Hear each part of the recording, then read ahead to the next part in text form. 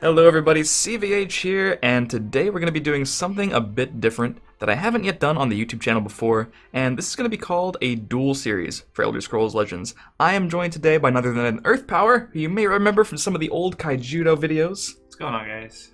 So, EarthP0w3R is also a very talented and long-time Legends player who hasn't played so much in recent months, but, he has many top 100 finishes to his name as well. So what we're going to do today is play a match with commentary, a best of 5, using two relatively popular decks that you can see on screen. I'm in the Archer list that I'll be using for today's video, and you'll be able to see Carl's Midrange Sorcerer list on screen as well. And we'll be really going in depth with all of our plays, turn by turn, everything from the mulligan choices to what the important things to be thinking about on every specific turn are, and really giving you an idea of the important things in this matchup and focusing really on how the decks interact. So basically, it's like a gameplay video that I usually do where I discuss my plays in depth, but this time we get both sides of that because obviously I can never just say, hey, opponent, what were you thinking about during that match? It just doesn't work. So in this way, we'll be able to really dive in depth with the secondary and tertiary layers of what goes into a game of Elder Scrolls Legends. So Carl, you're playing Midrange Sorcerer today. Thought it would be a good mid-range way to start this series off.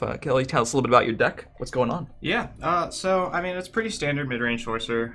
We're running the Blackworm Necromancer package. It's just a powerful card. Like, these decks that we're playing today, they're curve decks. I'm sure you say it on your stream pretty often that, a lot of this game comes down to curve. It's really hard to beat your opponent with when they curve out very powerfully on you, and Midrange Sorcerer is one of the proprietary decks that does that. Royal Sage is just probably one of the toughest cards to beat when it rolls high, and it's pretty hard for it to not roll high, especially if you're already winning. It's a card that just kind of helps you win more, and if it hits well and you're already in the lead, you're probably just going to run away with the game. However, I do think that the mid-range Archer that you are running, CVH, has a good matchup to this deck. A lot of its cards, if you're matching me for card in the first 3 to 4 turns, on that turn 5, on that turn 6, your deck kind of keeps its momentum, whereas my deck sort of, it's still playing off of its 2 and 3 drops.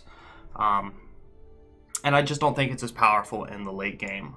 Your deck has a lot more bulk in the mid game and can just sort of run away with it. Yeah, there are a lot of different ways to play Midrange Archer, and for this video I have literally copied Iny's 50-card Unstoppable Rage hybrid list. So it's very aggressive like a traditional midrange deck. Most Rage lists will play a more control-oriented game, but this one is simply going to be trying to curve out, and we have some pretty sick synergy with Unstoppable Rage that can't always play around, but when they can, it's okay because we're not really focusing on it too much. And some life gain as well. You've seen me play kind of similar lists before. I played like a 2-card variant different in a recent video, but if you want to see more mid-range Archer and Sorcerer to really understand how they work specifically, there are a ton of videos on the channel to help you do just that. So without further ado, we're about to queue up some games and play this best of 5, and stay tuned. Alright, and here we are for game 1 of this wonderful best of 5. Again, mid-range Archer with some Unstoppable Rage shenanigans in the Curse package versus Midrange Sorcerer with Blackworm Necromancers and other standard cards. And this is going to be a pretty easy full ship for me, nothing too much to talk about on why we don't want those 3 cards first. Yeah, sadly you guys can't see my mulligan due to limiting factors with a duel series such as this. But basically what I'm mulliganing is everything that's not a 2-drop.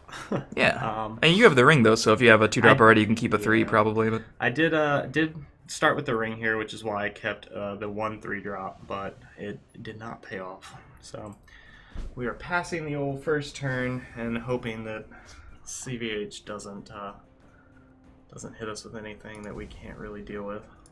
yeah, and as you can see from my side of the board, we know a thing or two about mulligans that didn't pay off. That's kind of the theme of the first few turns. This is actually a really slow start for this matchup.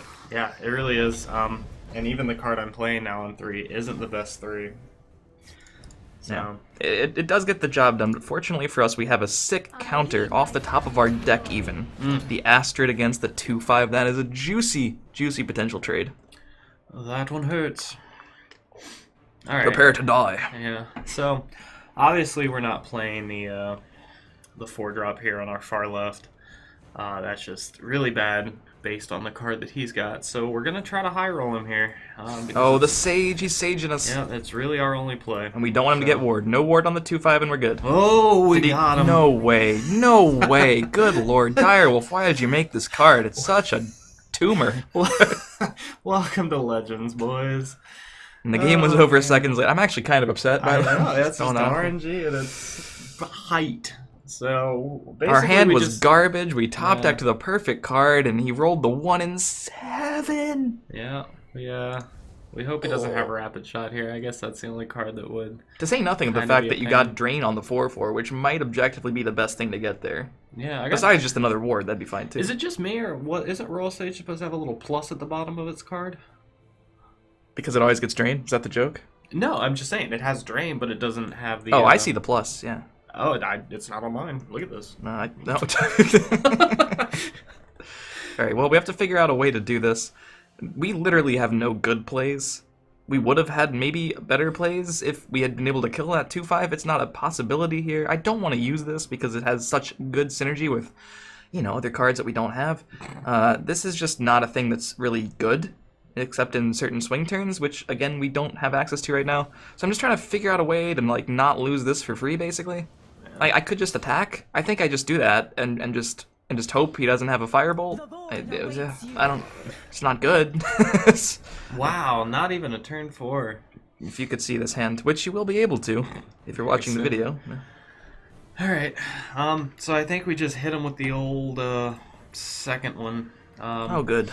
Yeah, I mean, we don't have anything to really ring into. Again, the card on our left is just not what we want to be doing right now, and the 2-drop is very lackluster, so this is definitely the most powerful card we can play on this turn. And the crazy thing here is, even if you trade 1 for 1, I don't get a contract because it's not me doing the attacks. If you roll ward on anything, it's also just insane. Yep. So here comes second Sage.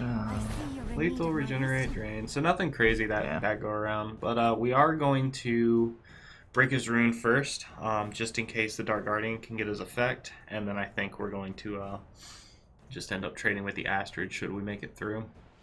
I think that's the play here. Makes sense. None of my prophecies he knows can actually take out the 2/5. Yeah. So it makes sense to do it like this.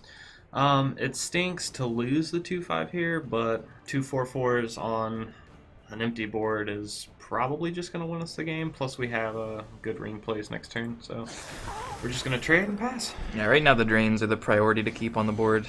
This hand is just continuously not getting better, which is really unfortunate. And it's not even so much the board. He also just drains for 8 next turn. That's an unreal amount of drain. Yeah. Unreal amount of drainage. Especially since 6 cards in my deck play off of having a higher life total, and I don't see him. I'm tempted to play this here too. And I think I will. This is also bad. But it might keep it all. No. Good lord. Yeah. I mean, it's a play. It's not a good one. Sometimes you gotta make the bad ones. Alright. So, we have a couple options here.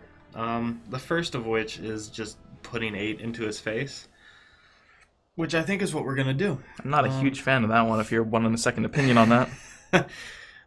The other option, too, is to not lose a Royal Sage to the Mournhold Trader. That seems really, really greedy, though. And, I mean, I don't know. It's hit me, you fool. Yeah, there's a ton of options here, but I think the first is just going face for 8.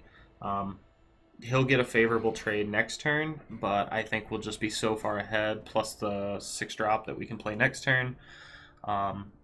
Should hopefully just run away with the rest of this game. I don't really see him coming back from this. He's just so far behind right now that I think we've got it. So yeah, the 8 attack only gives me 1 additional proc of a runes. I mean, I only get 1 chance to prophecy here, and if I don't hit 1, it's pretty clearly going to be a loss. Yep. So I think we're just going to switch lanes here, just to double up on 2 sides. Careful there, friend. And alright. This has been a very awkward hand. We are not totally dead yet, though, which is nice to see. Yeah. It is nice to see. No lethal on board yet, boys. We definitely just have to clear things. We'll be killing the one with Drain and Regenerate. Regenerate's probably not useful, but, just it's an additional benefit on that stage, so it makes that the priority.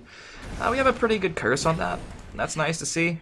And I'm going to play Child in the left. It's not very good against the 2-2 with Ward, and it is good against the 4-4 and maybe the 2-1 that we'll be giving him with the Trader, so at least Child could possibly get more value in the left.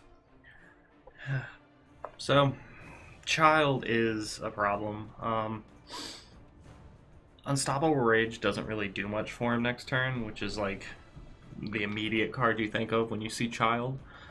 So as long as we just leave him with Sage, not really worried about what's going on here. Especially if we trade with the 5-1-2, it's just a 2-1, and if he wants to waste a Rage on that, which he won't do, you know. You don't know me. I don't know you, I don't. However, the 6-drop that we have in our hand is probably just the card we want to play out this turn. It's very powerful. It'll let us trade with the Hearsane if we want to do that. Otherwise, I think we just set it up in the right and probably just hit him for another 7 next turn. So let me do some quick math real. He's running the numbers. Running the numbers. Because we can just put 4 into his face, an additional 4 into his face, and that might just be enough. And again, as a traditional Legends player who drew badly, my main hope right now is a Swingy Prophecy. Yeah. That's what you do. Fortunately, the 6 damage staring me down will give me 2 shots at it, which, you know, I don't like taking damage, but I like free cards. Yep. All right, so we're gonna trade with the Hearsane. I think that's the play here. Safe playlist. Yeah. He's at 46, guys. 46. I hate this crowd. Oh, that's not even a trade. He lied. It's so much better. Yeah. No. I thought it was going to be fine. Oh, man. Oh, man. This is not comfortable. Not comfortable. Yeah, we had to get rid of the Hearsane. It's the one card that could probably put him back into this game, especially if he's got move shenanigans. Which I think you're running. I think you're running. Yeah, there are 2 Shadow 2 Shifts. Shadow Shifts, yeah. So that's not something I want to deal with. Well, we can take that attack for 5. 41. Shipping Hold him up. down. 14 versus 41. I'd rather be on the other end of that one. Yeah. Oh, this is not... doesn't work. Nor would it be very good, I don't think. We are at risk of dying. He has Lightning Bolts, and I believe Atromancer's in the deck as well. Mhm. Are they in there? Okay, so Yeah. they're another points 2 of damage. Atros and Bone Daddies. Yeah. I mean, yeah, Bone Colossus is its own problem, but Atromancer and Lightning Bolts, they deal a lot of damage, so increments of 4, you don't want to be dead to that kind of thing. That said, we really can't bounce the Emmerich, so what I'll be doing here is simply playing Belligerent Giant and bouncing the 2-2. Because I need to try to contest the board, but it's the only way I can do that, and if I give him Emmerich back, he just kills the 7-4, and I'm pretty much back to where I was last turn. Yep. Not that it's a good trade. So, 5's going into his face. That's just the thing. Prophecy? Nope. Yeah, we're getting really lucky on not hitting those. Well, I mean, I don't have a lot in the deck, so... So there are some plays here. The problem is that Belligerent Giant has Breakthrough, so we don't want to load up a lane to give him a potential Unstoppable Rage, because that would be bad. So what I think we're gonna do is just run out the really, really powerful 7-drop here and hope that's enough to kind of get him into a death position from a potential lightning bolt down the line. Death position. So here comes the old Nog. Old Nog. Alright, well, this is definitely not a great situation. That said, I believe we can find a way to stay alive. I think it'll probably just be that. But I think we probably have to do that as well, because of the fact that 5 plus 4 is 9, and we don't know that he has Lightning Bolt, but from 3 Lightning Bolts that he didn't really have a reason to play it, and the Atromancers that he's just now getting around to being able to play next turn, we just can't be dead to 4 damage. It doesn't make a whole lot of sense to be dead to that 4 damage. The question of where to play stuff, that's always a question. I'm not entirely sure what's right. I really just don't know. Yeah, I don't know. It's tough. I think I'll be playing this in the left. I don't think I have a great reason for that. No, I think I'll be playing it in the right, because, yeah, God, this is tough. So tough. Well, we'll be smacking. Yeah, we'll be Belligerent Gianting. Again, Number 2. smacking face, and taking a really weak curse on that Emmerich, just so I'm not dead to 1 Lightning Bolt. But of course, we still, he feeds him the trade of the 7-4. If he really wants to start playing defensively, he can. Solid plays. Yeah, the problem I'm having though is that I really can't set up a lot of dudes without an Unstoppable Rage hurting a lot. So that's what we're struggling with right now. I do think that I have a decent play though, and we are going to make the safe play in trading with one of these belligerent giants, just so I don't lose to the second one, should he have the rage that I keep mentioning. We are going to set Nogleave back up, and we're going to bring out our 2-drop to hopefully protect Emmerich and kind of put him in the same position he was in last turn. Looking for a good draw here. Did not find a great one. Take a sip. Yeah, so we can deal with... Well, I mean, we're in the same position as last turn. I think we can stay alive, but it's not pretty. It's even less pretty, as a matter of fact. Ugh. Just kind of disappointing.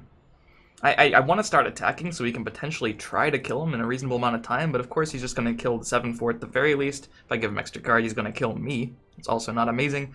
But I think in order to handle this left lane, what needs to happen is something like... Because we can't allow him to have more than 4 on board, because then a lightning bolt will kill me. So while we could do this, it's actually relatively unsafe to do so, I think, because then I'll have the Ward Crafter still alive. So I will be trading in this, and then I'll be using Skaven Pyromancer and Earthbone Spinner, and just praying that there's no prophecy here. Oh, good! I'm just gonna die. Hey, that's a tough call. 9's just an odd number for him to be at right now, so... Thank you, Curse. Yeah. I think we do just put it into his face, though. I think that's just got to be the play. And the prophecy here doesn't actually... Get him to a position, so... Prophecies there don't actually help me too much. I can actually play this Mortal Trader that I just got off the draw, though. That's nice. Thanks, Carl. You're welcome. Probably dead. I mean, if he doesn't have any more Lightning Bolts or Aftermancers, that's pretty lucky for me at this point in the game. It's gone pretty long for this matchup. It has. Alright, so... A couple more potential options here. I think we can safely play around a Rage this turn. We can't kill him, so that's nice. He gets one more turn. Woo! Potentially, you know, he might have a few more. Who knows what tricks he's got up his sleeves. But I think we're trading with the Giant, because I think that's the one card that can kill us here next turn if we do leave it. And now we're just going to try to play around a Unstoppable Rage. And yeah, that's the play around. All right, so there's got to be a better way to do this. I gotta think out the numbers here for a second. We basically want to play so that at least 5 damage sticks next turn. Obviously, we want to be able to kill him. So what you're saying is you don't have Supreme Atromancer. That'd be a good... If I had that would've Atro, killed you'd me, have been dead. Yeah. So even if it didn't kill me, I can't deal with it. It's hard. It's a hard card to deal with. So we're gonna put this one here. We're gonna put this one here, and then we're gonna play out this Midnight Sweep. So Rage still hurts if he's got it, but I think this lets us stick at least 2 cards, barring whatever else you can do on top of a Rage. So we'll see what happens. He might not even have the Rage. Been playing around it this whole game. So it's a tough card to play around, especially in these, like, you know, later turns when he's just got options. Yeah, this is very, very awkward. Oh.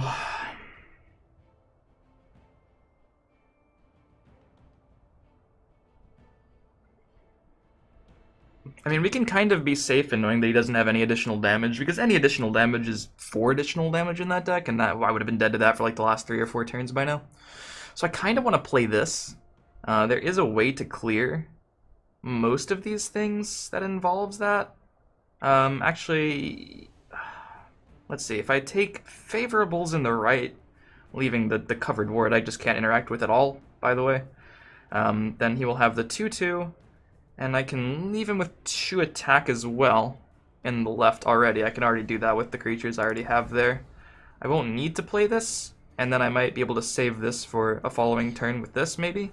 Or whatever needs to happen. It's unclear. And, you know, I'm dead to pretty much anything at this point, so I think it's fine. And I also think since we can leave him with 2 damage, it doesn't really matter which one of these sticks, or at least I don't think it does. So I can just take a favorable here and not really worry about the Dark Guardian. I think Dark Guardian is reasonable to let live. Then I need to take favorables here. Unfortunately, this does also give him another card, so anything will kill me if it's a prophecy. He can trade with my 4-2, but obviously that's not my main concern. My main concern is just dying, so I hope I don't die. But I like 1 point of damage and I'm dead. Yeah. I die to like a sharpshooter scout, if that was a thing in that deck. Alright, so we use the Dark Guardian to put him to 3. We can leave him with his 3-2 and his 2-1. I think that's fine. And now the question becomes, which of these 2 do we trade with? I think we trade with the 6-2, because if he, you know, if Rage happens to be a thing again, well, he's obviously just going to choose the 4-2 to do the damage with. But how do we make this manageable? Our past couple of draws have been very lackluster. This is what I was talking about, how the late game of my deck doesn't really, it's not as reactive as his. He just runs a better late game because all of his cards are a lot bulkier than mine. So setting up a lot of these guys just to come out and die to a Rage is pretty rough. Tough calls, man. Most people would have just top decked Lightning Bolt, but Carl's doing the other line of just drawing creatures that aren't Atro, thankfully. Live, yeah. Alright, so this one goes over here. I think...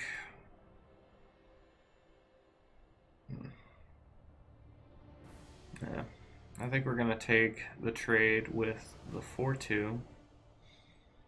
I think that's the one... Well, still tough, man. Still tough. Tough calls. Still tough. Yeah, we'll take the 6-2 trade. We don't want him to have the breakthrough. I do get my Durzog. He does. Hey, Durzog. We're throwing down a Harpy. And...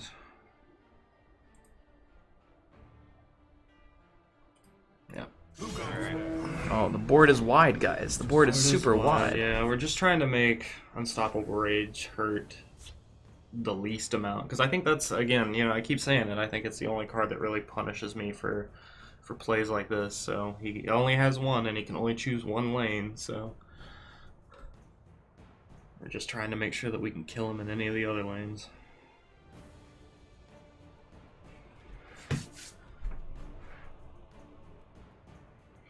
A little chess match we got going on. So a lot of things need to happen in order for me to live. Like Mammoth needs to die. I can leave him with exactly 1 creature this turn, and it can't be Mammoth. Those are the rules. Those are the rules to survival. But the plus side is that if I can somehow manage to do that, I should be able to be fine, because he clearly doesn't have extra damage by now. We know that. That said, it's a really tall order, in all honesty. Because I think this needs to happen, and it really limits the amount of magic I have to play with. Yeah, I have, like... I don't even actually know if there are outs, which is kind of strange. I'm not so sure anymore. I mean, one thing he knows is that I'm really bad at top decking lethal, so... like, I can kill that. I could, like, attack that, do this on this, trade in there. Then I'm auto-dead in this lane. Because my trades with Mournhold are bad. I take off 2 damage to the board, I give him 2 damage to the board. It doesn't actually get me anywhere. So a Skaven Pyromancer would be an out. And it would be perfect, but I don't know if I can sack my way into that. I don't know, I think that might be the only way to actually kill Mammoth, and Mammoth needs to die. I could also just move this over and do that, but then I still need, and Skaven doesn't even give me an out. So I'm just going to do this, and... God, this is not good. This is just not a good play. Yeah, but I felt like I was mostly dead for, like, so many turns. Like, I need to do this. Yeah. I need to find exactly Skaven Pyromancer, Oh, so I boy. need to shadow shift my Durzog, which sucks. Oh. I need to find Skaven because I need to trade with this thing and take off 4 damage. Yeah, I did not find Skaven Pyromancer, so I can just only play Brother Slayer. But my hand just didn't have any other options, I don't think. If anyone else saw something, let me know. Yeah, and last play, I'm realizing it now, was like trading with the Hazcad might not have been the most correct. I think, you know, putting him to 1, knowing that if at least 1 creature sticks. Oh, I don't know. I might have had lethal, actually. Yeah, and that's what Yeah. I'm saying. I did the math, and it was 13 damage with the 3 Tazcad, creatures I put in front of Tazcad. well, like once I traded with the Yeah. trader, yeah, because the 2/1 comes out, the 2/1, then the other 2, and then I get to attack with Tazcad yeah, so that's too. 14 damage, and then but you only had 5 in the other lane, and I had guards. So Well, all the guards in the right are dead. Right. Well, that's what I'm saying. I don't think it was an out. If Unstoppable Rage would have been bad for you in that scenario, because you would have been able All right, to, so what did you had? You had would've it in been the able right. You had a 2/1 after I traded, then a 2/1 Harpy. It was 2/1, 2/1, 2/2. Yeah. So 4, 5, 6, 9, 14. 14. Yep. But then it's 20 because Tazcad attacks you. Oh yeah, good call. Yeah. Okay. You're still dead. I still have an attack. Actually did. All right. Cool. Right, yeah. So yeah, needed to trade. I Yeah. knew there was some math there, but Yeah, I was Rage is thinking nuts. about it after the fact. I was like, Yeah. oh, if I stick 1 creature, I'm good. Also, the second Snake Tooth Necklace, I had to tempo 1 out earlier because my hand was so bad. If I had gotten the second Snake Tooth Necklace, that would have been really, really good. I'm gonna challenge you. All right, let's do it. Game 2, guys. So yeah, that hand was like curse, 7/7/9/7. It was bad. Well, It was just not good. There's a 5-drop in there somewhere. it's okay. I couldn't find a 2-drop either. Oh yeah. A Dark Guardian hung out for a while though. Yeah. Yep. Alright, let's see what happens this game. Looks like it is I who has the Ring of Magica. Which creates a full ship from me. And we already have a better hand, but I'll be shipping these two. I really want to try to find something to do after this. Like something consistently good. Right. No turn 1 plays here. Everyone's favorite card. The Night Mother will guide. Unglim. Should get like some anime shoutcasters. Unglim! The longer the odds. We made it, boys. I'll play a 2/3/3. 2-drop 3/3. There we go. The plays this turn aren't as good. They're just not as good. Yeah, they're just not very good. We can take that and play that. We should probably be playing this turn. It's just, I wish it was better than it is, because this is just not a thing that I even need. I could go face and do it. Then, like, if this gets removed, it's a problem, I suppose, or if it gets blocked by something.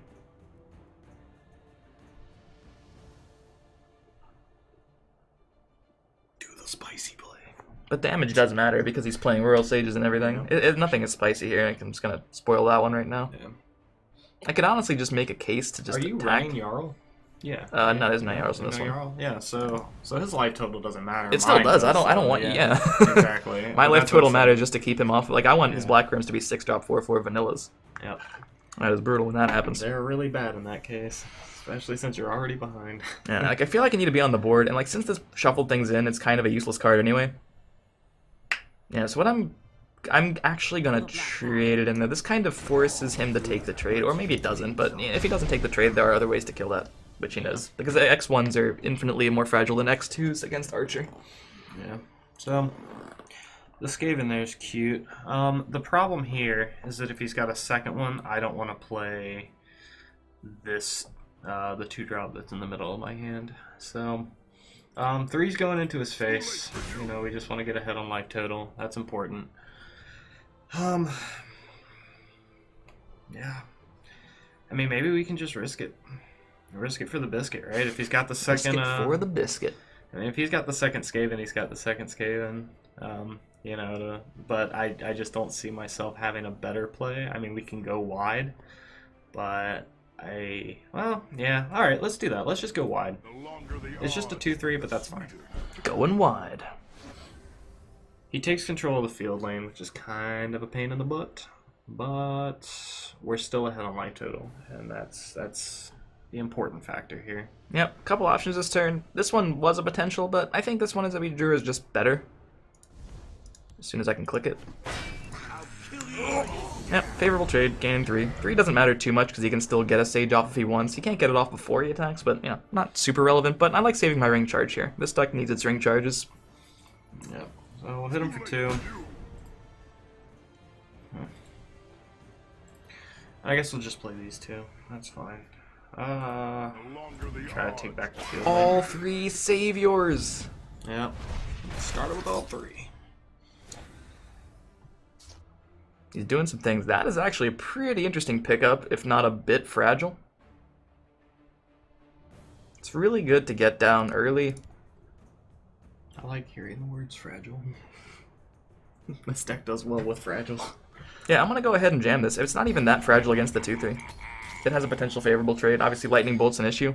Yeah. Shadowfen Priest is kind of an issue, but really not that bad because I still keep my stats on board. Yeah. 3/3s are a pain in the butt for this deck. 3 health in general. Like, we like even numbers with Sorcerer. Yeah. Our opponents are going to be at 4 or 8, and all their cards are going to be at 2 or 4. Yeah. Alright, so the Harpy's trading with the 3/1. That's going to be dead next turn if you don't. Yeah. Good. To hit him for 2. Try to dodge the proc, which we do. And we're going to get rid of the bad thing. Makes sense. You never really want to use a Lightning Bolt on a creature, but some cards call for it.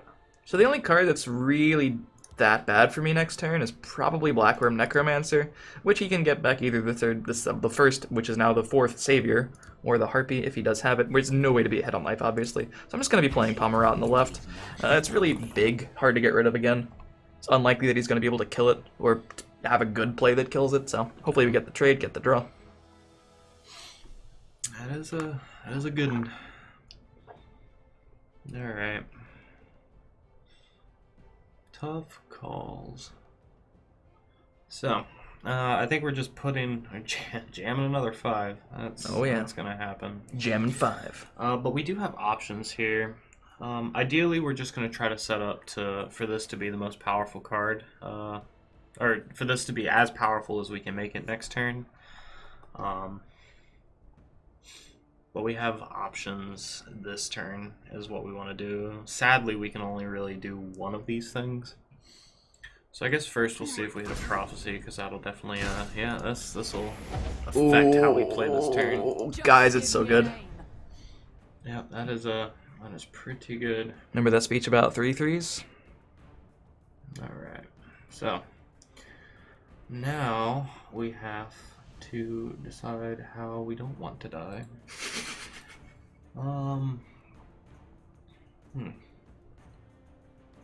Tough calls. We're definitely taking a hit next turn. Our aggro plan did not pay off, because prophecies do that when you're fighting for board position. The ring also helped a lot this game. So far, yeah. Yeah, without the ring, this game looks like last game. I'm pretty sure. Yep. And I've only used 1 charge. But it was an important charge. Depends on how preemptive we want to be here. It's a tough call. Tough plays. Tough plays, man. A lot of options. There's really no good way to do this. So what we're going to do is try to set up to take a favorable. We're going to let him have his little charge thing. My contract? His contract. And denying me the card draw instead of the contract. Yeah, the contract I'm not super worried about. Just going to try to hold advantage here. Hopefully this 4 damage can just go into his face next turn and we can set up for a powerful play next turn.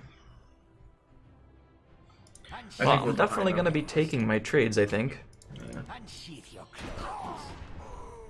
It's nothing personal. And here, if we don't assume Withered Hand Cultist, it's almost always correct, especially with double charges left, to use the Ring of Magicka charge, because that lets me, like next turn if I wanted to use Ring and Contract to get +2 Magicka, I could. If I use Contract without having to use the Ring, I can never just double Ring charge in a turn. That's not a thing the game lets you do, so. Yeah. I'm going to just jam this Cliff Racer. over here, split the power up a little bit. There's no charge creature, so I can play Skulk on the left without worrying about it dying to anything but Firebolt. A nice happy 26, and we have the board now. Oh yes. All right, so we drew well. That's a good thing. We're gonna start taking trades and take the favorable on the 3-1. We are going to, well, yeah, we can go ahead and jam this first. That's fine. Harpy is excellent, and we do have the Firebolt. It's pretty good Firebolt. No searching of the curses for me. I feel like he has a powerful play, either next turn or the turn after that. Maybe Bone Colossus, maybe Atro. I feel like it's, I don't know. I mean, Black Room there, it's not the best Black Room ever, but the Shrieking Harpy worked out really well. Yep. So we do have a few options. We don't have to do this. It is a potential play. We could just play this and this, or this and this. That's a really tough call, actually, because the damage is juicy. Damage is really juicy. Well, let's smack for 4. We're definitely going to smack for 4. That's always happening.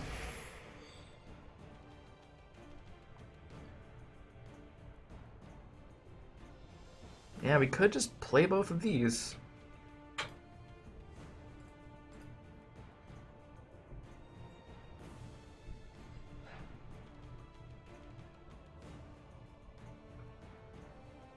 Kind of a scary place for him to be. No. Prophecies. The forest will not That's what we like to see. press back. And it's a rather expensive Earthbone. That's a good one. Yeah, so we've lost the board. I get the board on my turn, he gets the board on his turn, I get the board on my turn. Yeah. We do have some decent plays, though. There's a potential that we could just stabilize in the next turn or two, and that's what we're gonna go for here. So this will come down. We'll get rid of the cover on the Earthbone. So many priests. Yeah, we're gonna go ahead and play this on the left Careful there, friend. and ward up the 4/4 and take some trades. And hope that whatever he's got going on in his hand doesn't just completely destroy us. I'm really hoping he's running out of steam here. I mean, 3 cards is a lot, but... So we also have to always worry about what we're possibly dead to. Right now it's not a whole lot. I mean, he has 10 on board, we're at 18, so Double Bolt would kill us, that's about it. But obviously Prophecies could change that. We don't have a whole lot of options. Obviously we're both running low on cards, so only like 1 or 2 options per turn usually. Let's see here. We could take 2 favorables and basically save our stuff. I am rather concerned about Atromancer. It's always just a concerning card. I wish I was getting like the card draw on the Pomerant Renegade that he denied. I didn't know it was gonna live for so long, but I guess that's why I lived for so long, because he silenced it. He's like, I don't need to deal with this now. It's just a beater. But it's been taking some good trades. It's been taking some good trades. Playing just this seems really, really inefficient. It might be correct. No, it's not correct. It's not correct. Yeah, because we have this, so if we push, and then just do it, yeah. Let's hit first, see if we hit anything. Nothing, that's good. And we just have to do this, I think. It just makes sense, and it should possibly keep him off of, like, yeah, he has to basically be reactive now. It's not actually that good. It's a 2 for 2. I lose 2 dudes, or I lose a dude in a rage, and he loses 2 dudes. But, I mean, when we're fighting for the board, sometimes you have to take the less than spectacular rages. Hate to give him a card here. Prophecy, I think, here kills us. If we don't hit one, though, we stand a good chance at stabilizing next turn. Again, we don't know his hand. He could just have the old Tazcad, and that means we lose. But that's going to happen regardless. So there's nothing we can really do about that one. So I guess we can just try to set up as much damage as possible, which I think involves this card here on the left and one of these 2 drops. That is more damage, right? Yeah. Yeah, it is. Okay. Here comes the old Bone Daddy. Got Tazcat, I lose, but there was no real way around that, so we're just gonna pray. And as wonderful duelists of Elder Scrolls Legends, we have Tazcat. Did you top deck it? No, I had it. Okay, good. Yeah. Yeah. Alright, that's game 2. And that was some of the idea behind the bad rage for maybe we have lethal if the 4/4 just somehow lives. He's not really inclined to lightning bolt it there. It's only Tazcat that'd be playing around. Yeah. Yep, couldn't find another lightning bolt. We did have the one firebolt, but that's not going to do much to a cliff racer. And the score moves to 1-1. Oh boy. I wonder if it's going to be like this. Whoever gets the ring takes the game. Find out. The ring has mattered a lot. It really has. That Renegade did a lot of work that game. Even silenced. Yeah. I was kind of scared though because I got Ungolem, Skaven, EarthP0w. It was like very awkward hand. I was like, I don't know if these are going to be good. Don't know if these are going to be good. I just want to start with the ring and a Goblin Skulk, and is that too much to ask? That's why the deck's good. Or like a Ring Trader, like something like that. Well, I got the ring again. I did? Yeah. Oh god, I did. Alright, so we are just going to ship the expensive card here. And we are going to ship both of the more expensive cards. And keep this one, because it's something to do. Alright, my deck does not have 1-drops. Everything I've mulliganed into has been kind of awkward so far. Like every time I ship cards, like... Yeah. We're just going to make our obvious play here. I think this is the earliest... Not a No, Skulk, yeah. so... It's the earliest I've played a Christ. 2-drop so far, yeah. It's not a Skulk, not an Ungolem. Yep, here it comes. Longer the odds. Makes sense. 3/3 is pretty good. 3/3s on 2 are fantastic. I just don't know if there's a whole lot of reason to do this. It's not very good. What have we here? But this is fine. Hey, My scale. the boys are back. We'll take that face damage. Cracking open a couple cold ones with the dudes. I can open a cold one with the guild.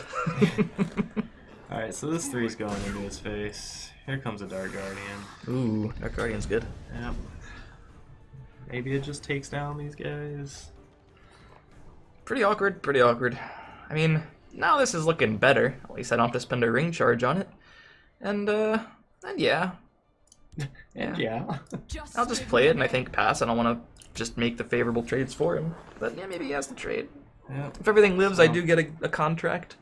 The best part about this deck is when you're ahead of life on 4, you get to play this really cancerous card. Oh, Jesus. And here it comes. Well, let's see if we get blown out again. Lethal's not great. Drain is okay. Ward's pretty good, but it's somewhere we don't really care about right now. Yeah. So Warden contracts are fun. Kind of want to take trades here. Is that the aggro player in me is like, what the hell? Yeah. I don't want him to have... I mean, he's already got the ring, so, like, how bad is a contract, really? I guess him playing a 6-drop next turn would be just the worst. But I don't see him getting through the Dark Guardian. Getting through it well, at least. And we do have a pretty decent play next turn. Prophecy hurts a lot, but it's always going to hurt. It's the theme of Legends, guys. Yeah. Sometimes prophecies hurt, usually. We did roll low on the Sage, which is fine. I mean, we have to every now and then, right?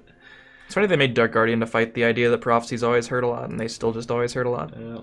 Alright, we're going to trade with the 3/3. I think that just has to happen. Good thing that didn't get ward. If that got ward, we lose the game. Yeah. That's a 1 in 7 to what lose. we wanted. Yep. Or charge on the Sage. That would have been good, Oh, yeah. too. So it's like more than a 1 in 7 to lose.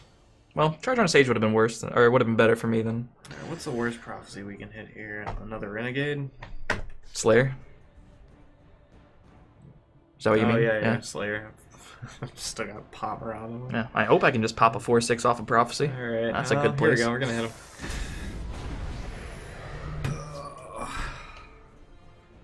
Forgot that got drained. Forgot it got drained. I just wasn't paying. It's not showing me the notifications on what these things get. Oh, that's awkward. Yeah, it doesn't put it up here for some reason. No idea why. That was pretty awkward. I think we're forced into this. It's not pretty. My scale carries shadow. Forest is But we do get to trade with the ward here, which means we don't take a completely unfavorable. Yep. It's not bad. Not bad at all. We don't have a great play here as far as Magicka efficiency goes. I do think we just put another 4 into his face, though, and play this 5-drop, because it's pretty good. Oh no, a Shorn Helm. Yep. Can't escape. Alright, well that's a safe attack. Yeah, he takes the trade, but that's fine. I think we still have initiative, so... Yeah, I mean we have like pretty good cards in our hand now, because he's giving us a lot of them. Hooray, One of good them? cards. Oh, no, I mean I've been drawing them and I don't have time to play them all. Alright, well we could do this and this, I think. Do we just kind of want to abandon the lane? I kind of want to abandon the lane. I mean we can hit the 4/4, obviously we kind of have to do that, but I'm gonna draw a card here. Have we here? Alright, Thieves Guilds! alright, that could be good. Not right now, but it could be good. Dumark, take you! Of course I'm Jam down a trader, and the good thing about the 3/3 is at least it doesn't push a ton of damage by itself. It could get bigger. Alright, so 3 goes in the face. Dodge and profs, which is fantastic. So this is a tough call. We don't have a great play this turn. He doesn't have Black Room Necromancer, guys. Or he does, and he doesn't think it's good for some reason. Black Room and a Sage is pretty good. No, that'd be fantastic. I'd love a 6-drop right now. However, this play is weak to say the least. Weak to say the least sounds good to me right about now. Yeah. Yep. Play out the sweep.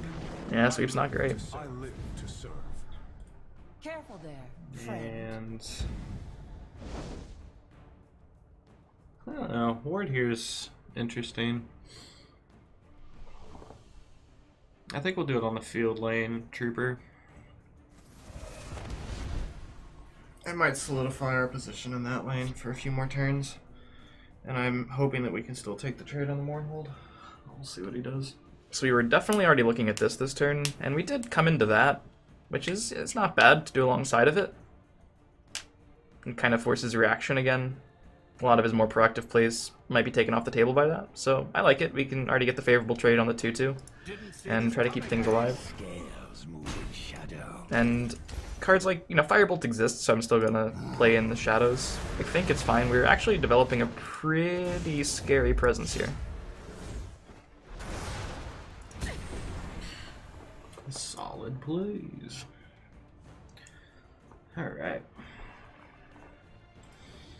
I'm just gonna keep jamming 3. 3 is a good thing to jam.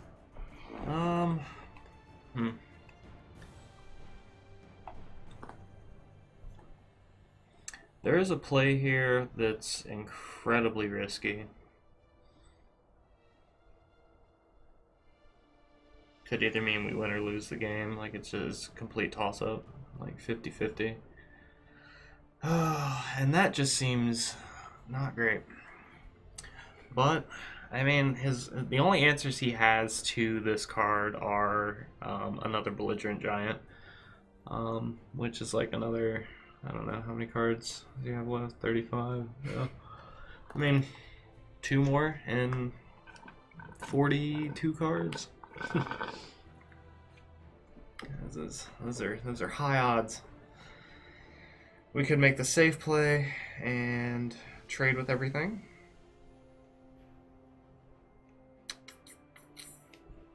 But I think that means that we eventually lose the game. The concept of playing to win versus not playing to lose. Yeah. It's a fun one. That's like the main thing you have to think about as a mid-range deck. How much can I commit to offense? How much do I really need to commit to defense? Do I lose the long game? Just a tough call. We don't even win the game next turn if we do make this play in the left, so I think we do play to not lose. I figured a Firebolt was going to be coming in there too. Not nice. disappointed about that. That'd have been nice.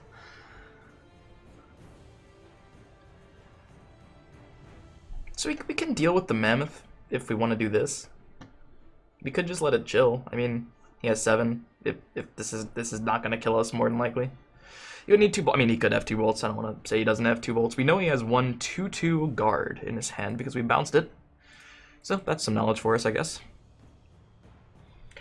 You know what knowledge is, guys. Is it power, Carl? Knowledge is power. I mean, I kind of like doing it on... Yeah, this is way better to do it in the left, I think. We can do this. We can do this. Then we can do both of these.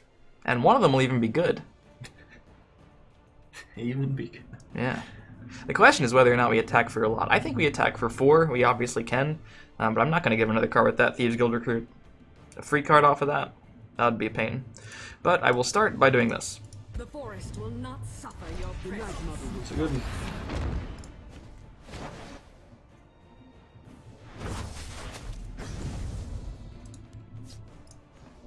Didn't see this coming, eh? Oh. Yeah, and we don't really need to put on Gollum on the right. He's gonna kill my trader this turn with Mammoth or something, but, you know, we already have the 1/2 to contest, and there should be a lot of ways to deal with the 2/1 anyway. Yeah, I think we take the favorable here with the Thieves Guild. You leave him with the 4/2. But I think that's just okay. I don't think that's bad. It is a tough call, though, because we really don't have any, like, spectacular plays. Like, we've been digging for Sage and Blackroom Necromancer the past couple of turns, and those draws have come up empty. And I think trading with the Mournhold here is just bad, because that gives him just a full clear in the right lane, and that's not good. Just not good. Alright, so we're going to make this play. What? We could just jam those. That's the worst.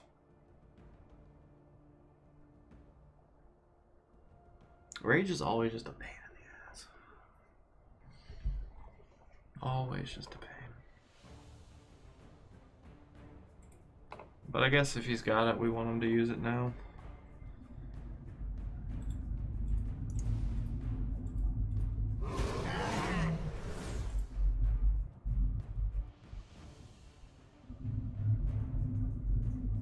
Yeah. It's about to happen. Oh. Nahagleave.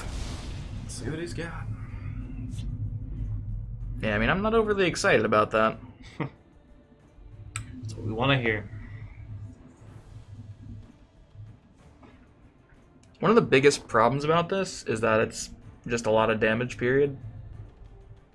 We have, like, if we want to stay super Magicka efficient, we have, like, this, and this to do this turn, which is not great, but will probably keep me alive if I want to use this. And then this next turn, sometimes it's okay, I guess. It's set up to be kind of okay. God. I'm still really scared to attack, but I know I need to start. Alright, I'm gonna do this. God, it's not pretty. Just for the life gain, basically. Hitting a prophecy is so good at Legends. Oh, yes. At least the lightning bolt's not amazing here. Yeah. You can't really rage us, so I don't see a problem with putting this in the right lane. We could put it in the left, though, just to... Yeah. I'm Alright. just gonna put it over here. It stays a damage, but that's fine. No, Ungolem, my trade. Alright, well, at least it doesn't change the situation too much. It actually kind of could change the situation a bit.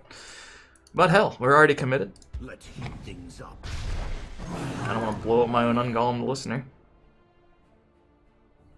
This still happens in the right. I'm pretty, I mean, jeez, I don't know. Jeez. Alright, so how much damage do we have? 13? That's a lot. That is just a lot. It's more than I anticipated you having. Alright, so the majority of this goes face. Harpy's gonna take the trade with the 3/2. Which is a real bummer if he has Atromancer, because my 3/2 answers the 5/3. Or would have. Whatever. That happens. 7's going face. 4's going face. Here comes the Bone Daddy. Bone Daddy also pretty good here. And we'll go ahead and put a savior. Right. And hopefully this is just too much to deal with. I mean, he trades well with the right lane, but dealing with the Bone Colossus lane is probably pretty difficult with just an Ungolem, so we'll find out. We do have a play that, we have a couple plays that keep us alive on board. I guess she's not so much the board, it's what happens later. We could use this now and save this for like a better one. We can obviously trade with the Noggle even in the 4-2 already as it stands. We could do this on this, and that'd be pretty safe, but do we just kind of blow our load too fast, so to speak? There's no better way to put that. It is not. Let's see here. We also don't need to do this. We could take these trades and then do this and this.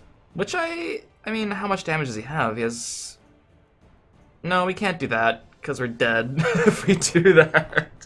Actually, we're pretty much dead if we do it like this, too. Yeah.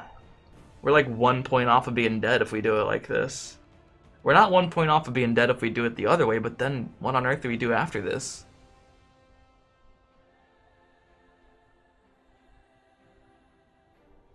Yeah, that's not good. Yeah, the idea with the last play versus the card on my left hand was to pretty much put him in this situation. I wanted Rage to be bad. I wanted, you know, basically anything he tried to set up to be bad. And the idea is to just kind of stick 3 damage, as 4 is a good spot to kill him from with this deck. So. Alright, well, seeing as how, I think this is the only play that keeps me alive consistently. Which is really depressing.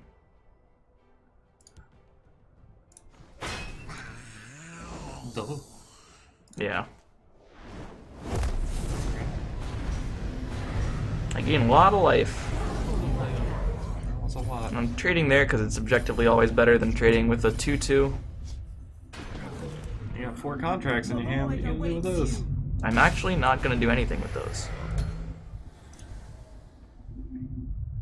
I mean, maybe I'll do something with them next turn. Alright, well, here comes Bone Daddy and the boys. It's sad that this is somehow less damage than I would have taken the other way. I still just dome 11. You must be And clever. possibly more. We're going to go ahead and silence that dude. Dark Guardian's kind of just a 3/6 now, which is kind of cool. Yep. And we're just going to hope that he just doesn't have anything crazy to do with all them contracts. Oh, we have this, and we can do that. And we'll do that on that. And yeah, it seems to be exactly what's going to happen here. Is it good? I don't know.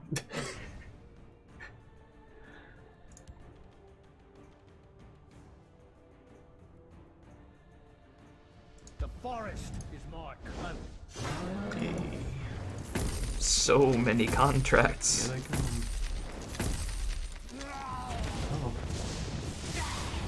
Oh, And I get 3 damage in this turn. yeah. Yeah, so he left us with 7, so that makes lethal. Damn. We knew it was coming eventually. You can't never have the 4 damage from hand. Wait, nope. Did avoid I don't the have proc. Dark Harvester. And Atro steals the game. Hey, you had the ring too. I did. What about that? I did have the Take ring. that, you naysayers, you. Nairsayer? I don't know, is that a word? Naysayers? Naysayers. Nair seems like a word you would use in this kind of game. I thought Nair was like hair products or something. Sure. Nair hair. So that Hair makes Nair. it 2 for Sorcerer, 1 for Archer, moving into game 4. This could be the final game if I just get 3-1'd here. See what happens. Shoot That's off the 2-1, right? challenge. This has been really That's long 2-1, games. yeah. These games have been really long. Alright, well, we both challenge each other. Well, let's get there eventually. I'm waiting to respond. I selected my deck twice. Maybe I'll just get to play with the, what is it, 100 card deck? Who's observing us right now? Is there someone observing? Someone observing me. Oh, should kick him. Hey, we Oh, it's found a- Raven. Nice. The Hearthstone caster Raven, known for pronouncing shaman. Shaman. That's his claim to fame. It's a British thing, I think. So we don't have the ring again. Hooray. See, alright, so bear with me, though. I do think in a tournament setting they should make it so the loser of the last game gets to choose whether or not they have the ring in the next game. That's fair. It seems like it should just happen. Yeah, it shouldn't be a random thing. I told Americon and he was like, I don't know if that'll happen. So maybe it will. It's a good idea though. It is. I like it. I'm debating keeping this. Yeah, with the ring. I'm debating keeping my 3-drop here. Which I think I'm going to do. I'm going to be greedy and keep it. It did not pay off. Oh my god! My mulligan wasn't trash! I mulliganed into better cards than I shipped this time. Wow. I think I need to send in a support ticket or something. Might be, it's bad for me. Alright, well, let's see here. I'll just try to make my draw steps better. If he has a Firebolt, that is the best counter here. But it does keep him off of a 2-drop, which we don't even know if he has, but meh, it's the play I would objectively make. Oh, that's good. That is good. I got a Harpy and hope it sticks. Off the top even is good. Well, we could do this, we could do that. We could do this over here if we wanted. That actually sounds... Guys, you ringed out a Skulk and I might not be dead yet. Naysayers! Yeah, I'm gonna do this actually. Because we have this, which could be good. Yeah, like all of our plays could theoretically be the play next turn. Anything that we can have the Magicka to do could actually be the plan. I don't know if you're happy about that or not. That's just like a I'm vague just gonna groan. keep contesting things and hoping, Guys, the play we said was good is good. oh lord. It's good, guys. It's the EarthP0w. It's the EarthP0w spinner. We have both lanes. We deny the tome alteration. We get a favorable trade. We have both. Oh, it's so good. Craigasm, guys. Craigasm. The only thing that would have been better is if Skulk already attacked for twice and he just got double card might cursed. do a thing. Oh, that is a pretty good card too. Alright, so we had the board, we lost the board. I'm just gonna take a trade there, take a trade there. It's really unfortunate. Hey, Very good unfortunate. things. But I will be jamming a Shaman, and Shaman's pretty good too. Shaman is pretty good. Shaman is pretty good. And then deal 2, and we have the answer to the Shaman. Ah, damn it. We drew a playable card, but I don't think it's the card I want to be playing this turn. Yeah, I just don't think it's that good yet. Yeah, there could have been a...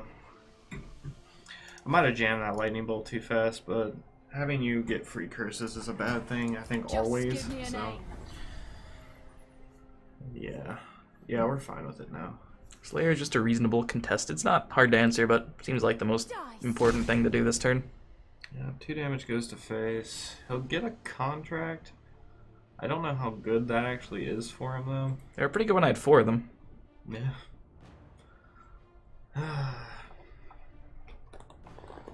I think we just do this and try to set up a potential favorable next turn. Ooh, spicy.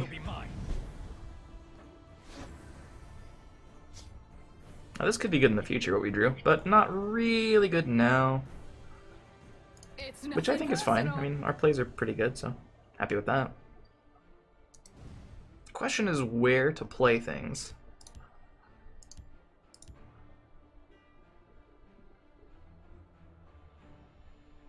Is that a question we'll find the answer to this turn? I'm not sure.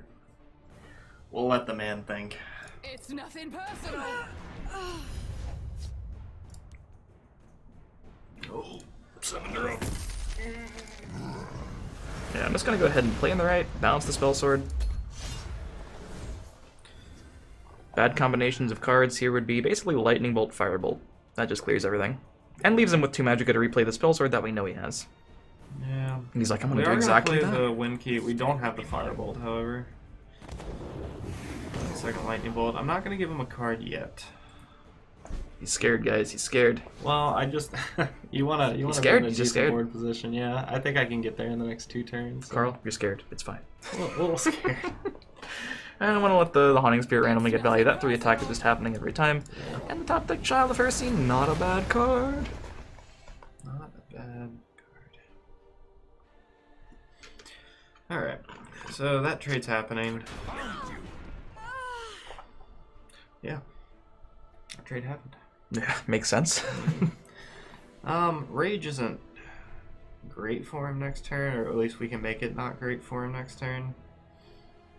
I don't know why he would just blow his load with a Rage next turn, but... That's been said twice now. Yeah, we don't know.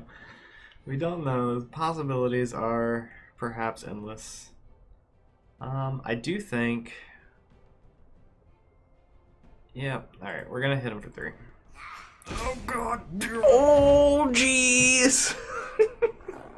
How bad is it? Cackle, cackle, cackle, cackle. Ooh. Huh. Ooh. Maybe I'll just time out. So many options. I'm gonna play this over Just here. give me a name. Okay. Yeah. That's fine. Oh. Alright, we're gonna play. It's better than not getting one. Yeah. We're gonna play some sticky creatures. By the 8th, they will meet their mate. Those are pretty sticky. I guess he's got a 1 and 3 that buff goes where he wants it to. If he even takes the trade. Guys. He's probably got a good play. Yeah. An Earthbone spinner here stings like a bee. Alright, so we're gonna trade, see where the buff goes, and get our contract. The contract is critical this turn, and that's why we didn't use the ring, we used the last contract. If we didn't have this ring charge, oh. This is not good. Skaven, ring, contract, rage, get 4 additional attacks.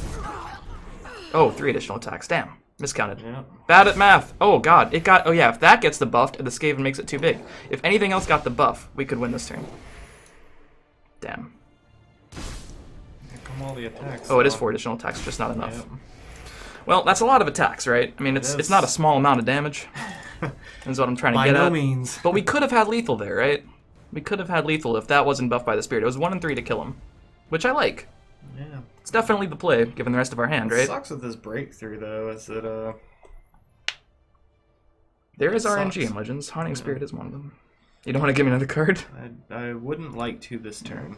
The glory of this is that there's no way to heal in Sorcerer, really, unless Sage rolls Drain, and that's impossible now. So, basically any Cliff Racer or TES Cat kills him. Obviously a Prophecy would also kill him. Alright, let's Bone hope he doesn't Colossus. have the reach. I got the reach. I actually don't have the reach yet. We'll see what happens. I mean, maybe I just reverse hurt him. Reverse hurt me? Just hurt. Hurt. I just want to hurt him. I mean, we have plays that aren't horrible. I'm trying to do some math. Like, he has, I think, 11... Oh, so 11 always with the Bone Colossus, 13 with the Ward Crafter. So after that becomes... Well, no, it doesn't become Dewey Player on double Lightning Bolt, because he's already played 2. Usually it would become that. Unfortunately, Atromancer Lightning Bolt just costs too much to do in a single turn. So we don't actually die to the 13 on board straight up. I mean, yeah, That's we just good. don't. Yeah, we don't. So I'm just gonna kill that because that needs to die. Yeah. And I'm gonna go ahead and let's see here actually. Yeah, I'm gonna play this because it's a really good answer to Nogleave. If that somehow is the only way he survives, now he dies to it. Yep. Oh man, Sage. Is not playable. Not playable. I'm still pretty pissed about the Haunting Spirit rolling the one thing that doesn't give me lethal there. Yeah. But it was me trying to attack for 5 times in a row, so That maybe it was was a me lot, doing the yeah. unfair thing. Yeah. When RNG stops you from being degenerate. This is I a really did good sort match. of play into it, but I had to kill the Hearsane, so. I mean, you didn't really play around to just a rage. You played into a Skaven Rage, and that's really hard to predict. Without Skaven there, I wouldn't have gotten Yeah. extra attacks. Yep. I would have gotten 1 extra attack, and or 2. That's not good. Not good enough. Skaven was the piece. And it was also the contract. It was the prophecy into exactly Skaven Rage. It was nuts. You couldn't predict that.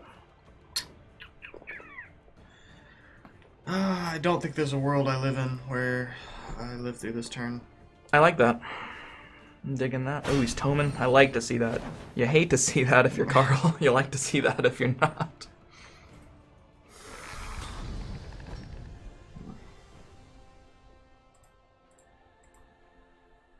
Yeah. So searching for third bolt there, or like Harpy or something, if he doesn't already have it. I mean, he could have a Harpy still. He does Magicka left. Your blood will spill.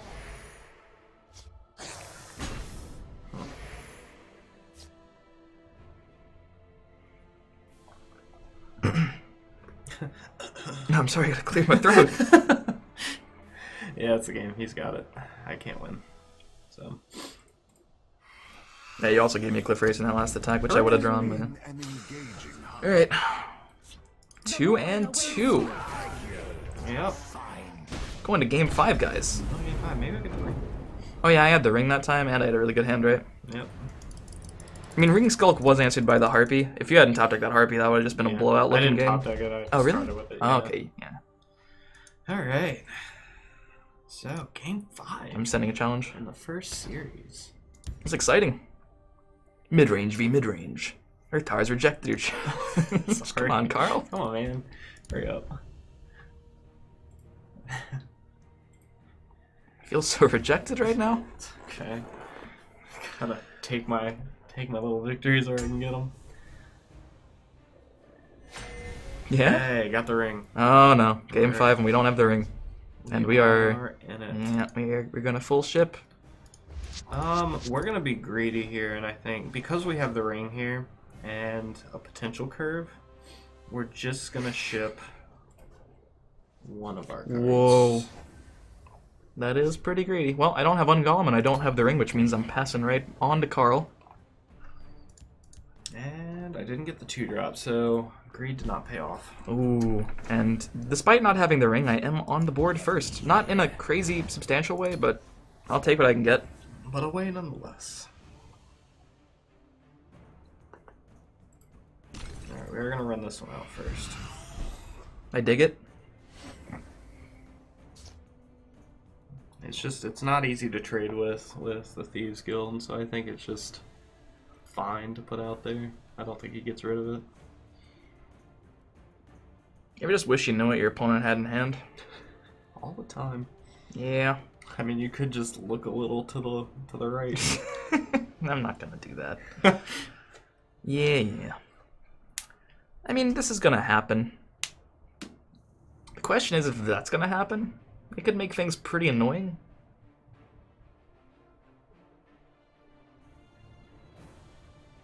And I have this for the Fallout, basically. The fuck?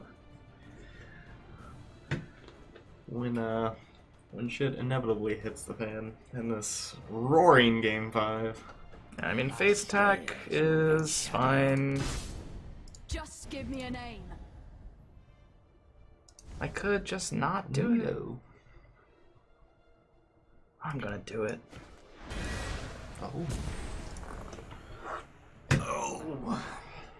Whether or not doing it is right there.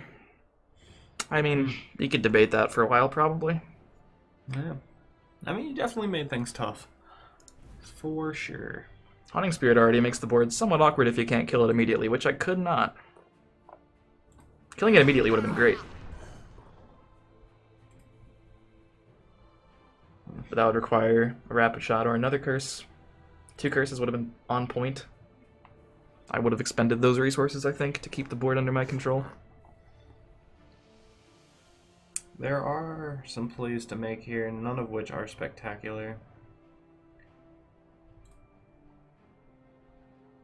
I think this is the one we do, though.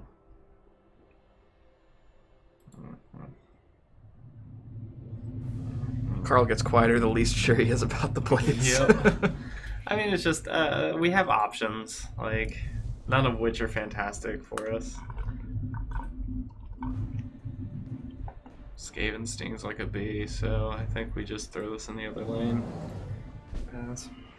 He gets his contract, which is a pain, but he was always going to get it. Oh, he wasn't always going to get it, but the way we make him not get it is just a lot of minuses. More so than we want to spend for a contract. There are 2 pretty enticing options here. I mean, we will be taking the trade, and that's what we wanted, so that's good. But there are a couple options. We could use the contract and do that, and that would set up for that, which would be pretty good, but then I'm committing to that next turn. If I do this, I'm committing to this, but that's like objectively better and or weaker to some things. We have no idea if he has Lightning Bolt. He couldn't have played it this turn. It seems like he would have played it if he could have played it, but he didn't have it because he's only at 3 magic at max. This is pretty safe. Like, it's almost impossible to just kill. The only issue is that I have to do this, and then I'm not really getting this on early, but I still have this on the board, which I can't really, you can't really say too much about that. It's Brotherhood Slayer on the field lane. I like that. We have a 7/7.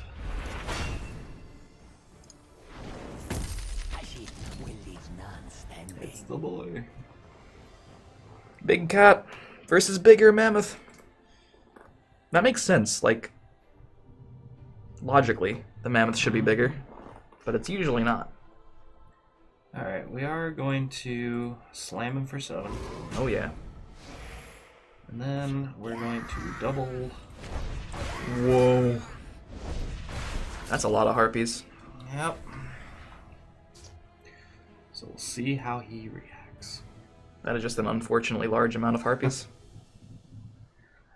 I always like the idea of saying, like, see how our opponent reacts, because I just imagine them on the other side of the screen just having a tantrum. This is still a play. I mean, I'm taking hits, man. I'm taking hits, especially if I don't do that play. This is a little too risky, right? If he has an answer for it, we lose everything, and it's bad. We could do these two. I like the lose everything plan. Yeah, I'm not enjoying that one too much. And he's gonna be able to kill my 4/6. Looks like. Not overly exciting for me. I don't really want him to take over the field lane again.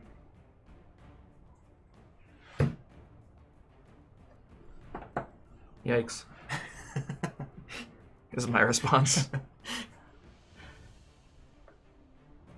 I could put this in that lane. Alright. We'll see how this goes. Sets up for this. Alrighty. You don't lose the board entirely, but we are behind in life by a significant amount. We have some plays, some of which aren't fantastic. How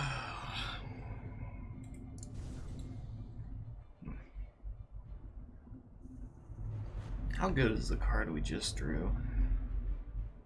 Now you check the tier list on betweenlanes.net. I'll tell you how good it is in Arena. Yeah.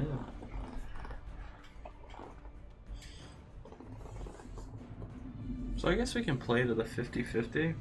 Oh, I love hearing that in Game 5. Which I think we're just gonna try. The 50-50. The old 50-50. The 50-50. Which means... What does that mean, actually? I don't know. We'll find out. Alright, here it comes. Tears. Oh, okay, I got it. Yeah, figured it out. I mean, it's free. It's not bad. Yeah, it is free. And it still makes, like, your trading awkward, I think. So, not the worst.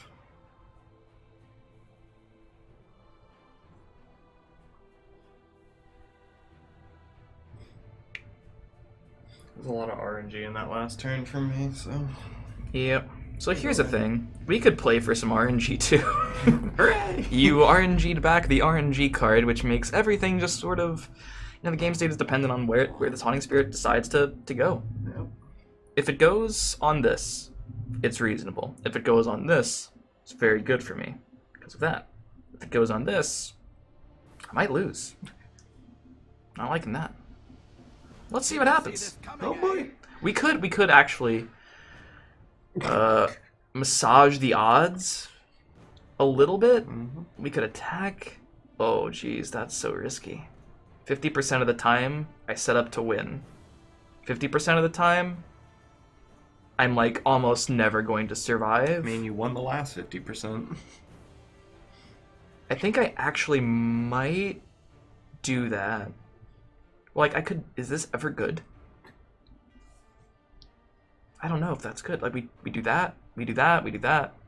We play that, or this? Oh, actually. That's better. That's just safer, right?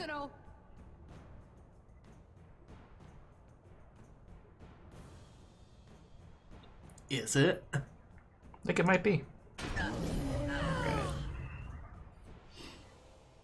So we're avoiding the potential leaf lurker, but that just means he gets to do other things. Alright. Placement's always just really fun. Oh, I could just do this, because I'm probably going to need this again in the future. In the near future. Where's it gonna go? Or does he even trade? Yeah. Trying to think about the future.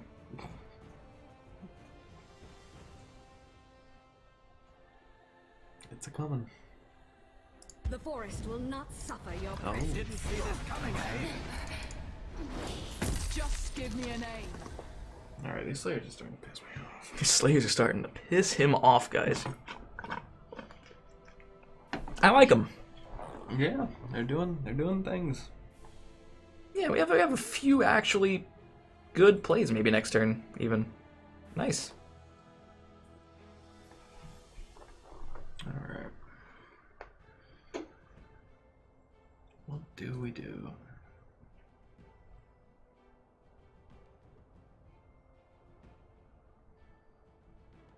I think we jam all of this in the field lane. By the 8th, they will Daggerfall. meet their mates. So Jesus.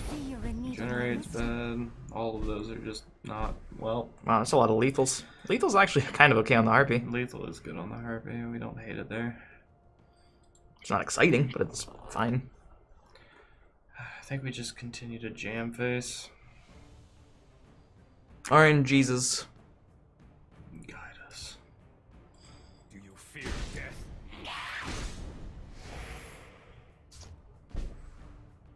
Yeah. RNG has been good to you. Hasn't been that bad. I didn't really rely on it last turn like I could have. Yeah. We could make a rather defensive line using this and this.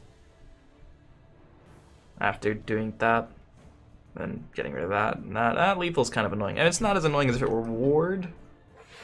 Well, actually, yeah, lethal's probably just the worst one for it there. There's a lot of really bad ones, but they all kind of went in the... Well, the Yeah. regenerate was in the left. We wanted charge on the Daggerfall, ward on the Black Worm. Those are the best case scenarios. The problem with this is... He could have really powerful follow-ups, and while I can answer this pretty easily, I can't really answer the future very easily at well. And I don't... Like, he's definitely not low enough to where we can ever race, because we're at half of his life total. Yep, so I really think the play is... Maybe I'm just tunnel visioning, but I think it's kind of limited to this and this. In all honesty. It's nothing personal. Didn't see this coming, eh? Let's heat things up. The forest is my The clan. day is mine. We know he has the Tome of Alteration and 3 other cards. Yep. Tome, while not amazing for us, is not the scariest thing in his deck anymore. Alright. So we've got plays. Every turn. Got plays. All the plays. Alright. The best one is obviously just the big old 7-drop, which is definitely happening, but where does the Daggerfall go?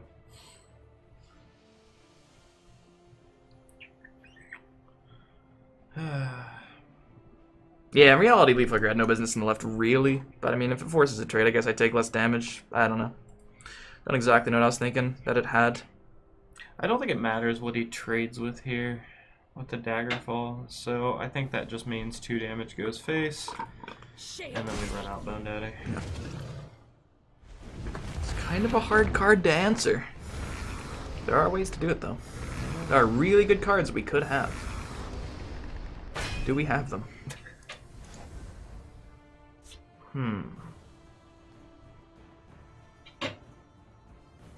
The heck was that? The fridge. Fridge is weighing in here. Yeah, I mean, the plus side here is that it's not lethal by itself, but another Bone Daddy, Lightning Bolt. At least Atro doesn't kill me next turn because he can't play it next turn. The saving grace of that. I think I will take this trade. I kind of have to do that. I have to play this and then like search for the most insane card we could get. I will try to get this covered.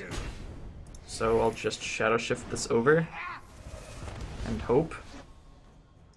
I mean, it's not a bad card. The day is mine. Well, he has 11 on board.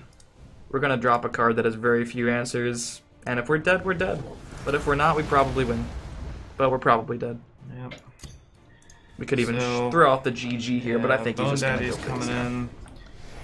That's Oh, coming in. live for a turn! Yeah, you Live knew, for a you knew we had turn! the tome, so Oh yeah, I did know you had the tome. That's a good point. I had no answer to Bone Daddy at all. yeah, we had Lightning Bolt and we had Atro. So Yeah, I had 3 more. I could have played a Murkwater Shaman a lot earlier, but yeah.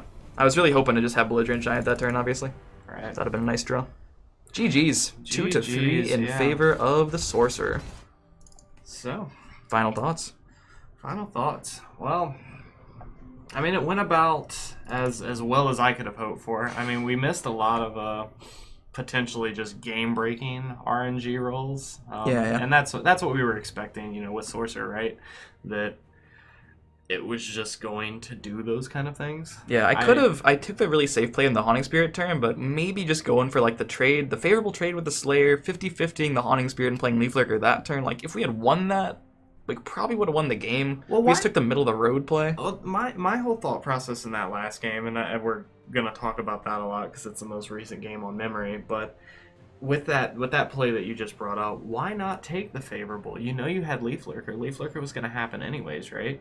I mean, the worst case scenario is that now I have a 7/7 Blackworm, and you still have your creature to, you know, potentially set something up. You know.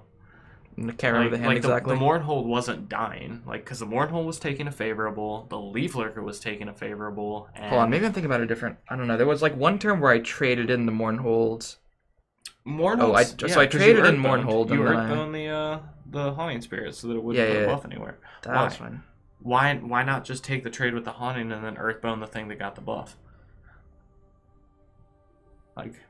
I mean, I was thinking about that. Yeah. Because Leaf Lurker still is a thing, I guess. Oh yeah, because if I Earthbone the thing that got the buff, I couldn't also play Leaf Lurker that turn, so my play was like Earthbone and something else. Yeah, there were just multiple lines there, and it's tough to say what's right, not knowing my hand. The way I did it, I made sure I didn't take like a shitload of damage, but it was still a lot of damage. Yeah, because you were still going to take 4 regardless, potentially, so what's 3 more, and you still have It seemed like a lot when I was really thinking about solid it. board Yeah. position, yeah. It did allow me to use Leaf Lurker next turn, but that might have not even been required the other way. But having Skaven Leaf Lurker next turn wasn't bad. It was just a lot of plays that weren't bad, but I just got further and further behind every turn. Yeah. And, you know, a Shadow Lane Bone Colossus, you need Leaf Lurker or Belligerent Giant. And I didn't have Belligerent Giant. Or a Rage already set up, but I didn't have anything big enough. And I also didn't have Rage. My hand was a bunch of Shamans. Yeah, my fear with that Rage, like, all 5 games was... At least in this, like, mid-range matchup, like, Rage is really good regardless if it does a lot of damage, because you can just Rage and then attack and clear the thing that doesn't die. Like, Nagalev was just always in a position where he's got a 3-drop on either side of the board, so he just rages, deals a bunch of damage, and then the 3-drop trades with the Nagalev. Or that was always just the 7 Belligerent Giant just blows you out too. That also happens. It was just, you know, it's a tough card for this deck to beat, and you guys saw when I tried to set up the ward creatures in the left against the Yeah, that almost Hearsay. worked if it weren't for those Yeah. dang Skavens. I mean, there's the play where I just set up the wards on the other side. You know, I just put them in the left and let Hearsay just kind of chill on its own. You know, just never play into it. But I did want to trade with the Hearsay, and I think if I got the trade on the Hearsay that next turn, I probably ran away with the game, and that's just the 50-50 I was going with. Yeah, And it wasn't even a 50-50. Skaven's like so having unlikely. Skaven on top of it was, just bad for me. So Because Rage on a bunch of wards isn't very good, so Sorcerer is traditionally the deck of all the curved decks that can deal against a Rage the most effective just by playing resilient cards, but, you know, sometimes you just have their exact right combo. but it is lucky. yeah. It is pretty important. If you see cards like Pomerot Renegade, Snaketooth Necklace, Child of Hearthstone, just expect your opponent to be playing an Unstoppable Rage, more than likely. But yeah, that is the match. That's some Midrange Sorcerer, Midrange Archer. Check out some other videos and other deck techs if you want to see more of those types of decks. They definitely exist, but if you really wanted to see this matchup, this did a pretty good job of showing it off, I would say. So thanks again, Carl, for being part of this first duel series, and of course, let me know if you guys want to see more of this content. It's the first one on the channel for this game, so let me know in the comments if you've enjoyed it, if you want to see more decks you'd like to see featured, matchups you'd like to see featured. As always, if you did enjoy, leave a like. Feel free to subscribe for more content for Legends. Check my stream in the description. I'll link Carl's stuff as well down in the description if you want to check more of him out as well and bug him to do more Legends content. And I'll see you guys next time. See ya.